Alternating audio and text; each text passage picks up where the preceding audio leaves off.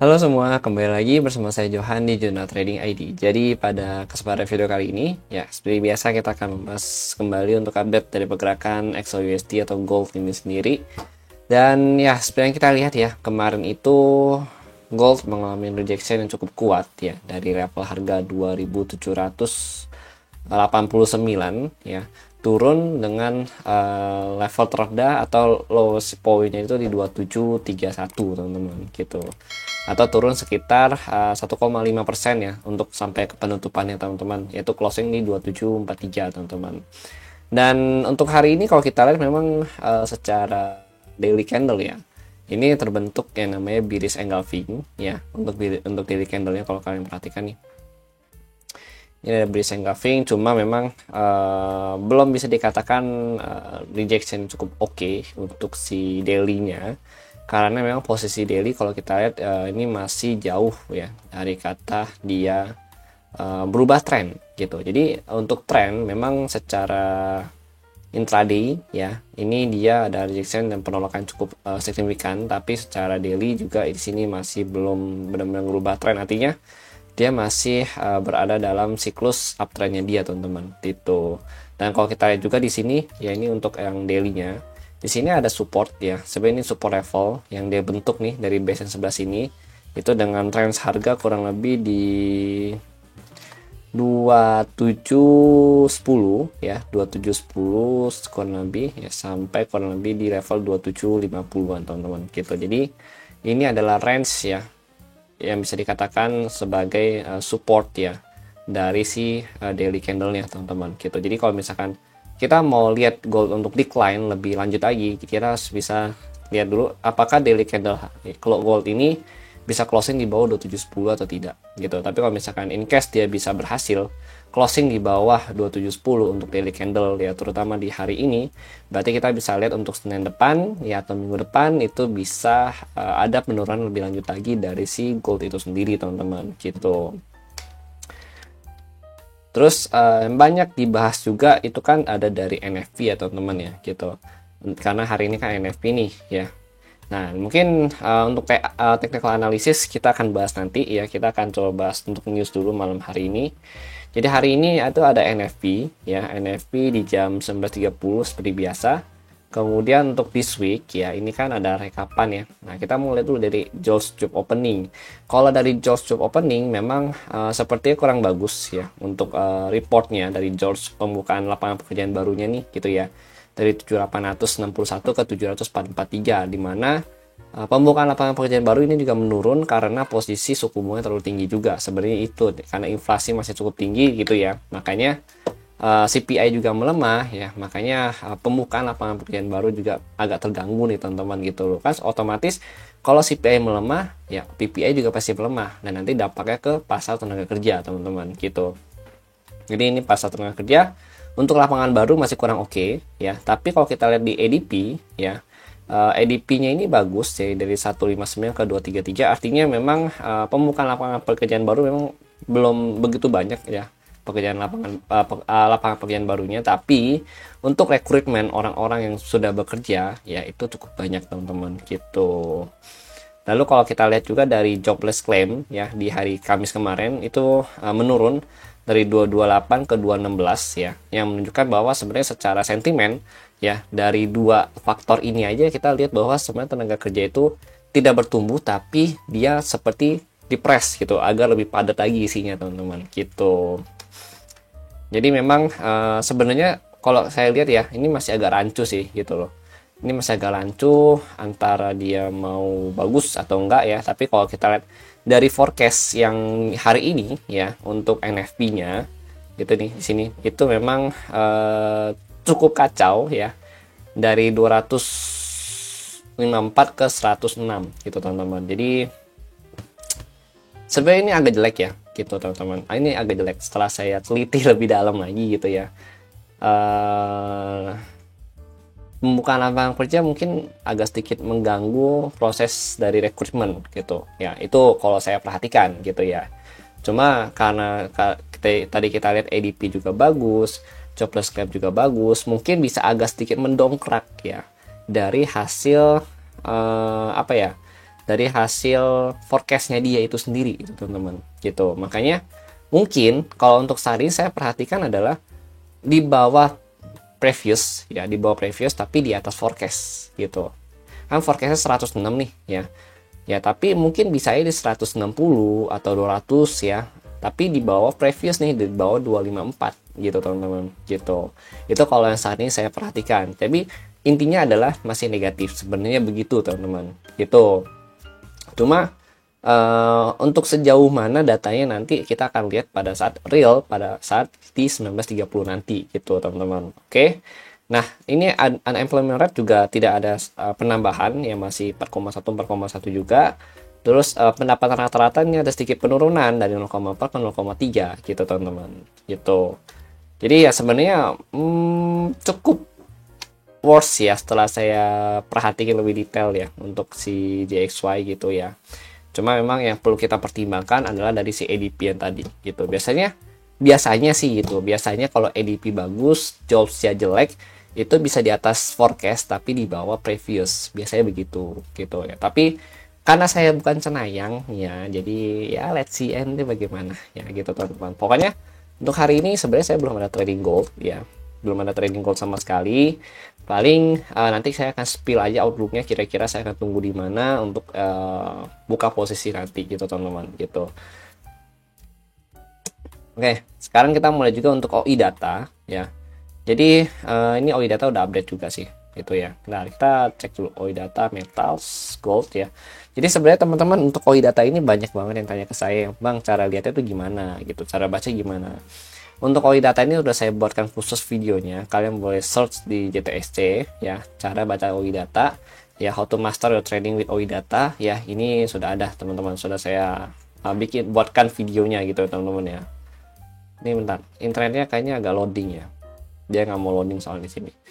Gitu teman-teman. Jadi ini OI data sudah saya buatkan videonya bagi kalian yang mau belajar untuk baca OI data gitu, atau trading dengan menggunakan OI data. Dan OI data ini itu diupdate setiap hari ya. Data tiap hari nih teman-teman, tiap hari jam 12 siang gitu, kecuali dari Jumat ke Senin, kan Sabtu Minggu itu nggak ada data ya gitu, nggak ada perdagangan gitu kan. Nah itu biasa nggak diupdate sama dia gitu.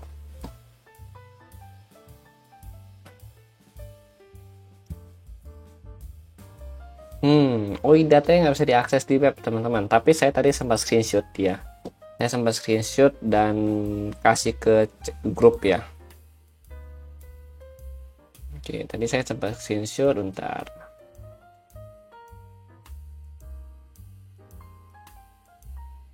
Oke.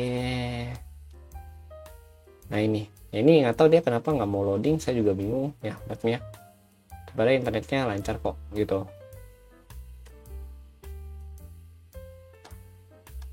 Nah, investingnya mau loading kan, tapi OI data jadi diklik nggak mau ya, kayaknya server lagi down. Tapi saya udah sempat upload ya, ini update di grup.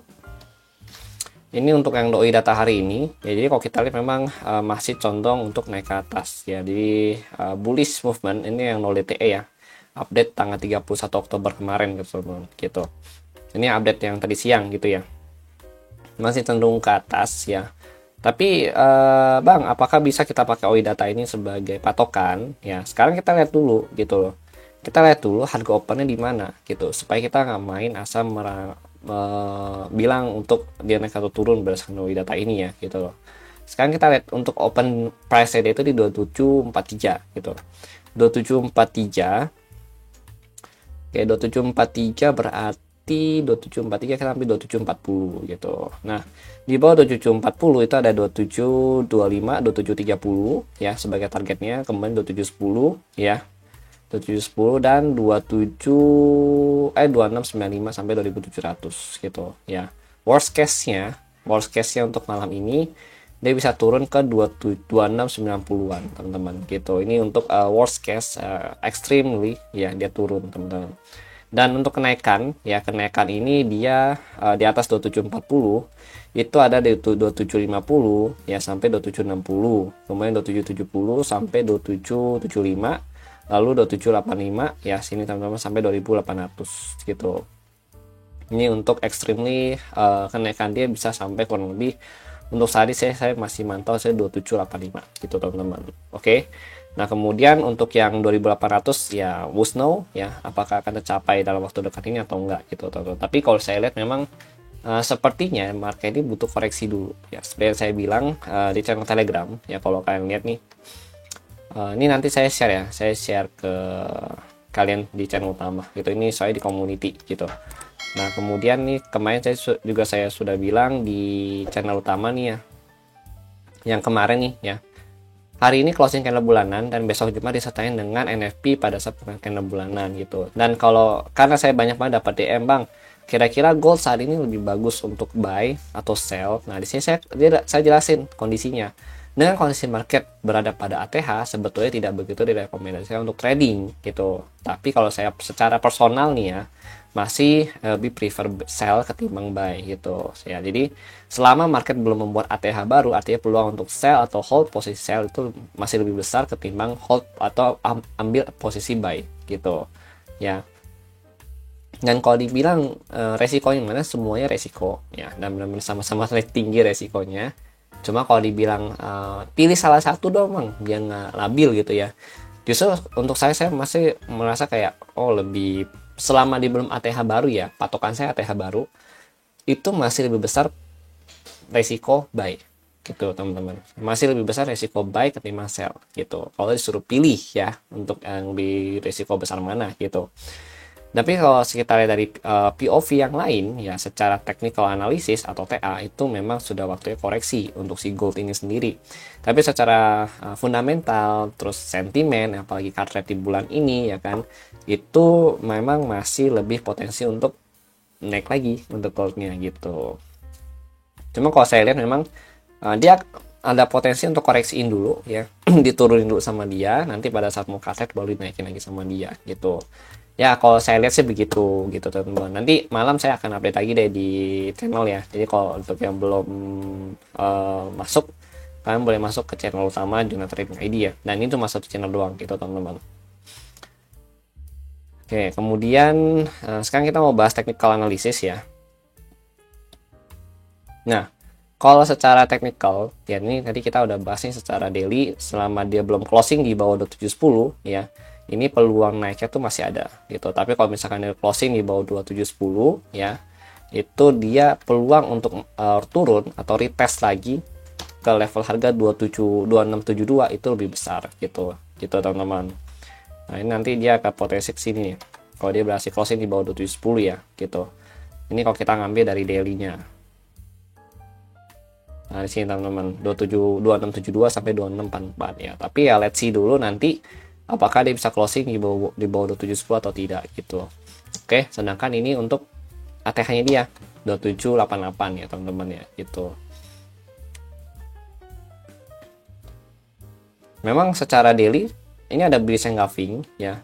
Dan memang kalau kalian mau sell memang prefer sih di sini. Kalau kalian mau resiko yang nah di 2773 sampai 2788. Jadi ini bisa jadikan sebagai pantauan area atau zona kalian untuk sell di sini teman-teman, in case harga naik lagi gitu. Oke, ini kalau kita mau dapetin si bearish engulfing-nya gitu. Oke. Tapi kalau misalkan kalian mau intraday ya, mau intraday nih, Bang, kira-kira kalau mau intraday bisa di mana untuk perhatiinnya gitu loh. Nah, kalau ini kan untuk kita bahas jangka panjang ya, gitu ya. Artinya di atas 2788 ini dia masih potensi naik lagi gitu. Cuman kita nggak tahu nih mau sampai mana naiknya gitu kan. Tapi kalau turun, ya kita kan nanti kita punya patokan nih. Jadi kita tahu nih, oh ini target 1, ini target 2, ini target 3 di sini. Nah, kemudian target 4 di sini. Nah, loss point ini nih ya. Ini bisa jadi target 4-nya dia di 2606 gitu teman-teman gitu. Tapi kalau naik who's know gitu, sampai mana kita nggak tahu gitu. Oke. Nah, kemudian kalau intraday ya, kalian boleh perhatikan ini kan ada breakout level yang waktu itu kita buat ya di weekly kemarin ya gitu ya. Nah, kalian boleh perhatikan resisten yang pertama itu di 2758. Oke. Di area-area sini nih ya, dengan range 2752 sampai 2758 sebagai zona sell yang pertama ya. Sini nih ya, ini zona sell pertama. Lalu zona sell kedua itu di sini ya, 2772 ya, atau 2772 sampai 2775 lah gitu ya. Sini 2775. Ini kalian boleh perhatikan di sini gitu teman-teman ya. Ini areanya. Saya agak kecil, gedein dulu. Saya pasin dulu ya. Nah, sorry. Jadi dari 2772 ke 27 apa ini? 2781 gitu, teman-teman. Nah, ini untuk zona sell yang kedua gitu. Nah, kemudian untuk zona sell atau SNR yang ketiga itu di sini. Nah, ini. Atau gini aja deh. Bentar. Kita rapiin dulu zonanya, ini agak berantakan soalnya, teman-teman. Agak kurang struck juga saya bikinnya. Lihatnya. Nah, kayak gini nih. Nah, ini ya. Ini 2781 sampai 2789 ya. Ini zona sell ya, zona sell kita nih gitu kan. Kemudian berarti untuk yang target berikut 1 2772, ini kita ambil dari sini aja, teman-teman. Nih, oh salah, bentar nih. Nah, kita ambil kecil aja di sini. Itu mulai dari start dari angka 2774 ya sampai 2770 sampai 2774 gitu. Jadi ada 3 zona yang perlu kita pantau. Ini 1 2 3 gitu. 3 zona ini adalah resisten ya, dimana biasa gold gunakan untuk dia pullback gitu atau reject gitu, teman-teman. Gitu. Ini yang pertama 1 2, ini kan dia breakout nih, lanjut naik kan. Terus ini dia turun, tembus. Nah, ini kan dia retest nih. Ya, berarti ini jadi area resisten dia lagi gitu kan, dengan tahanan di sini patokan kita gitu. Oke. Nah, nanti begitu dia terus berarti kan belum ada rejection nih. Ya udah, kita tunggu di sini lagi 1 2 gitu ya, teman-teman ya. Gitu. Jadi kita cuma bermain di area-area yang sudah kita petakan aja gitu. Di luar ini ya kayak ini nih. Ya ini nggak usah gitu, nggak usah pusing gitu loh. In case dia turun lagi ya udah, nothing to lose. Intinya untuk hari ini memang saran saya sih lebih baik nunggu di zona-zona yang sudah kita petakan aja gitu. Oke, teman-teman. Kecuali mungkin kalau kalian punya strategi lain atau kalian punya mapping yang berbeda dengan saya, it's okay, kalian boleh ikuti mapping kalian dan ini jadikan preferensi atau referensi tambahan aja untuk kalian semua gitu. Saya nggak suruh kalian, oh ya kalau kalian ikut nonton video saya harus ikutin saya nih gini-gini karena saya yang paling benar, enggak gitu, teman-teman. Gitu. Ada banyak banget preferensi mapping ya, trading seperti ini nih. Itu tergantung dari kitanya gitu, karena ini memang sangat personal sekali gitu, teman-teman gitu. Jadi silakan kalian sesuaikan aja, pokoknya kalian boleh bebas dengan copy paste mapping ini ya kan, terus kalian gunakan untuk kebutuhan kalian, itu boleh banget gitu, teman-teman. Oke. Ya pokoknya saya udah kasih tahu zona-zona sell yang potensial ya, itu di mana, itu di yang tadi kita sebutkan gitu. Kalau tanya bang, kalau untuk buy, nah untuk buy tadi saya juga sebenarnya saya lebih prefer kalau buy itu mungkin di 2672 ya. Ini kita ngambil daily zone aja ya, 2672 ya sampai 2644 ya, zona ini ya gitu. Nanti kita petakan lagi di kecil-kecilinnya gitu. Atau kita pecah lagi nanti di time frame intraday di video berikutnya aja gitu. Sampai 2606 gitu. Oke. Ya, itu sih yang ingin saya sampaikan ya. Jadi malam ini kita fokus untuk NFP ya. Sama nanti malam coba kita cek lagi. Saya takutnya yang kelewatan. Ada ISM Manufacturing ya di jam 9 malam juga. Jadi ada 2 news ya. Di pertama di 19.30 dan kedua itu di jam 9 malam waktu Indonesia Barat gitu, teman-teman. Kalian tinggal sesuaikan dengan zona time zone kalian masing-masing ya gitu. Oke. Ini mungkin itu sih yang ingin saya sampaikan ya. Kalau kalian hari ini dia bisa in case dia breakout ya di 28 ini, berarti kita tinggal tunggu di 2802 aja gitu, teman-teman di sini. Oke. Ya, mungkin itu sih yang saya sampaikan ya. Terima kasih bagi yang sudah nonton dan sampai jumpa pada video berikutnya.